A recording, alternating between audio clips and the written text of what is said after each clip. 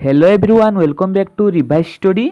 आज आम क्लास 7 इंग्राजी बहिर लेसन फॉर टेलपिस lesson branding babies by hot iron rods a bad practice means शिशु मानू तातिला लुहा छड़े चेंक एक मंद प्रथा। तो चलतु बर्तमान से स्टोरी विषय पढ़ा ता पूर्व प्री रिडिंग को पढ़ा देन स्टोरी को स्टार्ट करवा। You have already read the lesson Birsa Munda means Birsa Munda विषय तुम ऑलरेडी पढ़ी सारी। Birsa Munda fought against superstition in the society. Birsa Munda समाज कुसंस्कार विरोध में लड़ुले।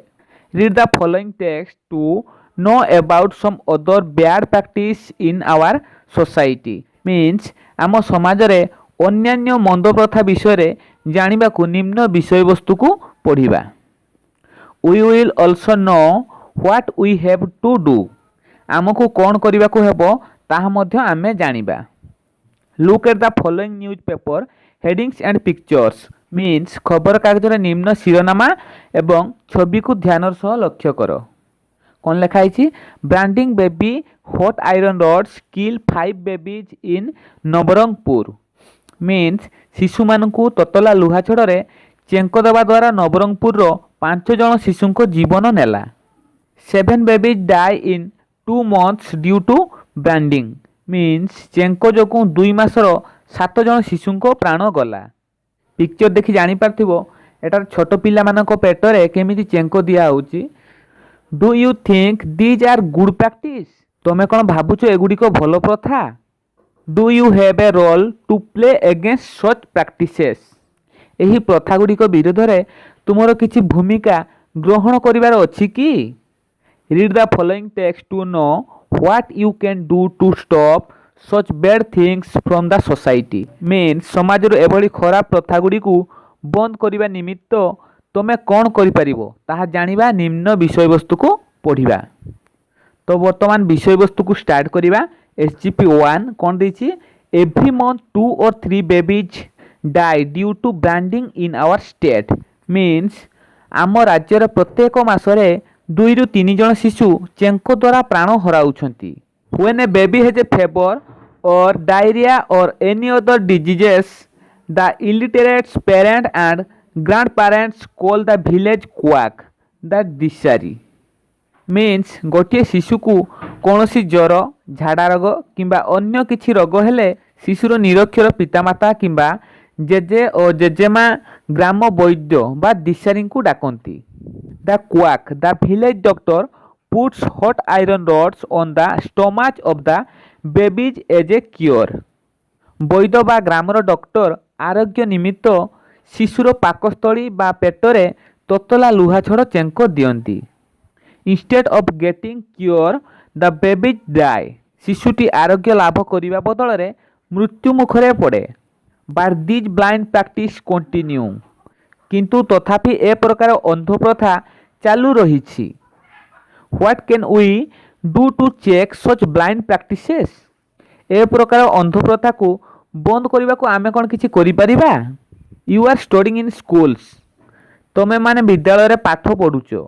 You know if we suffer from diseases we should go to a qualified doctor not to an illiterate dishari or a village quack तुम्हें तो जानो आमको जदि रोग हुए तेबे आमे जने योग्य डाक्तर पाखक जीवा उचित हेबो। एमिति जने अशिक्षित दिशारी बा ग्रामर डॉक्टर बा वैद्य पाखक जीवा उचित नुह।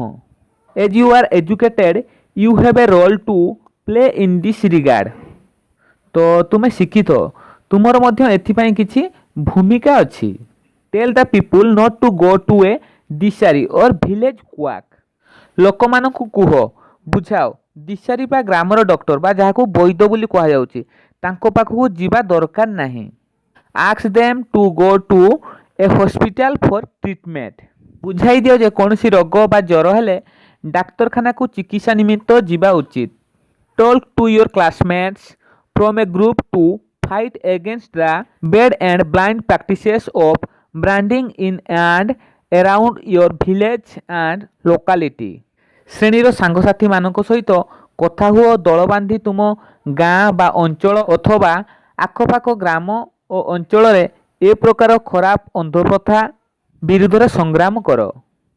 ଷ୍ଟୋରିଟିର କିଛି ଡିଫିକଲ୍ଟ ୱାର୍ଡ଼ ଯେଉଁଟା ତୁମ ପାଇଁ କଷ୍ଟସାଧ୍ୟ ହେଉଛି ସେଗୁଡ଼ାକ ମୁଁ କିଛି ଡେସ୍କ୍ରିପସନ୍ ବକ୍ସରେ ଲେଖିଦେଇଛି, ତ ସେଇଠୁ ଯାଇ ମଧ୍ୟ ଆପଣ ଚେକ୍ କରିପାରିବେ। ବର୍ତ୍ତମାନ ଷ୍ଟୋରିଟିର ଆଉ କିଛି କ୍ୱେଶ୍ଚନ୍ ଆନ୍ସର୍ ଡିସ୍କସନ୍ କରିବା। ତ ଚାଲନ୍ତୁ ପ୍ରଥମେ question number 1, what is the topic about means ବିଷୟଟି କେଉଁ ବିଷୟରେ ଉଦ୍ଦିଷ୍ଟ। तो answer hmm the topic is about the blind belief और bad practice of branding babies by hot iron rods for cure in and around our village and locality means यही विषयटी अंधविश्वास बा शिशु मानकु तातिला लुहा छड़े चेंक दे आरोग्य करिबा एवं आम परिवेश रे केतेक अंधविश्वास उपरे आधारित।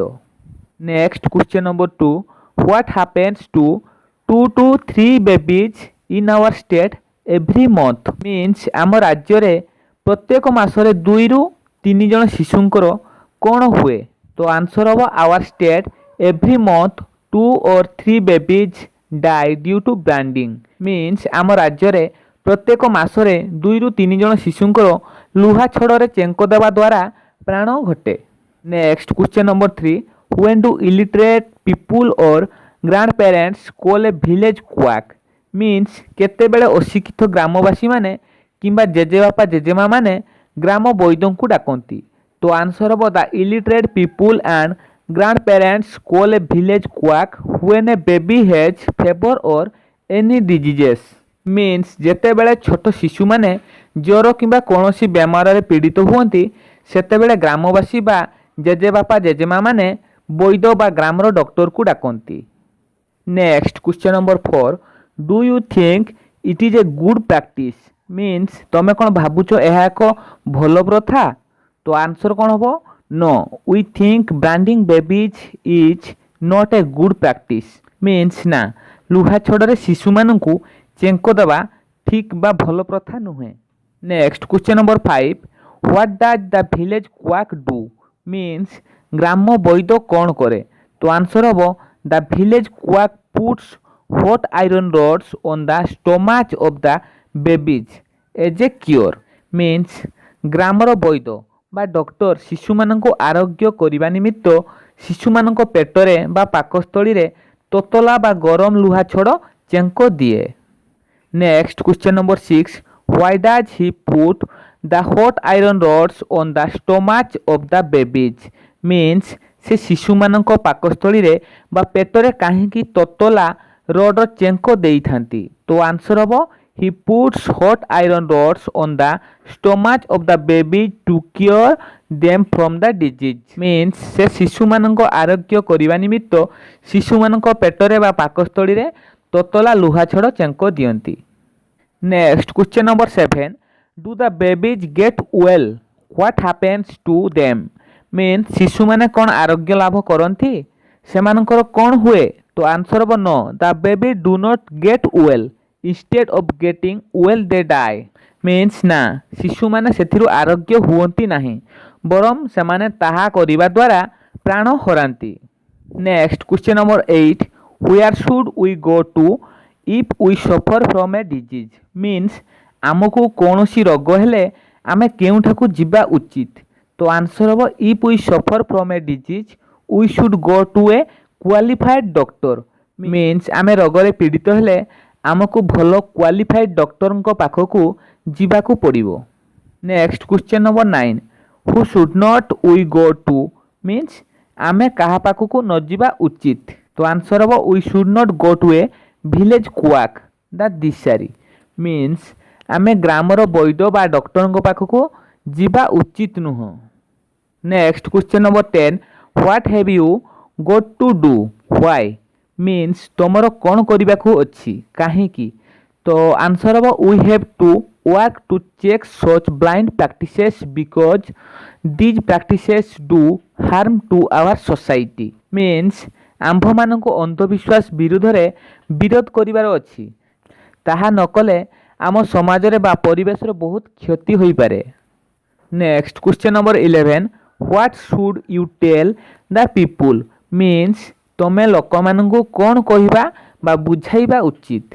तो आंसर हम we should tell the people to go to a qualified doctor not to a village quack or dysentery. If anybody suffers from illness means କୌଣସି ବ୍ୟକ୍ତି ଯଦି ରୋଗରେ ବା ଜ୍ୱରରେ ପୀଡ଼ିତ ହେଲେ ଆମେ ତାଙ୍କୁ ଭଲ କ୍ୱାଲିଫାଇଡ୍ ଡକ୍ଟରଙ୍କ ପାଖକୁ ଯିବାକୁ ପରାମର୍ଶ ଦେବା ଉଚିତ। Next question number 12, what do you think is a better place to go, a village quack or a doctor? means କେଉଁଠାକୁ ଯିବା ଭଲ ହେବ, ଗୁଣିଆ ନା ଚିକିତ୍ସକ ବା ଡକ୍ଟରଙ୍କ ପାଖକୁ? ତ ଆନ୍ସର ହେବ we think it is better to go to a qualified doctor not to an illiterate village quack or dysentery. means ଜ୍ୱର ବା ରୋଗରେ ପୀଡ଼ିତ ହେଲେ ଭଲ କ୍ୱାଲିଫାଇଡ୍ ଡକ୍ଟରଙ୍କ ପାଖକୁ ଯିବାକୁ ଉଚିତ, ଗ୍ରାମର ବୈଦ୍ୟ ବା ଗୁଣିଆଙ୍କ ପାଖକୁ ଯିବାଟା ଉଚିତ ନୁହଁ। Next question number 13, what should you do? means ତ ତୁମେମାନେ କ'ଣ କରିବା ଉଚିତ? ତୁମ ପାଇଁ ଆନ୍ସର ହେବ we should talk to our classmates and form a group to fight against the blind or bad practice of branding babies in and around our village and locality. means ଆମ୍ଭେମାନେ ଆମ ଶ୍ରେଣୀର ସାଙ୍ଗସାଥିମାନଙ୍କ ସହ ମିଶି ଦଳବଦ୍ଧ ହୋଇ ଅନ୍ଧବିଶ୍ୱାସକୁ ବିରୋଧ କରିବା ଉଚିତ, ଯେଉଁଟା ଆମ ପରିବେଶ ବା ସମାଜ ପାଇଁ ଭଲ ହେବ।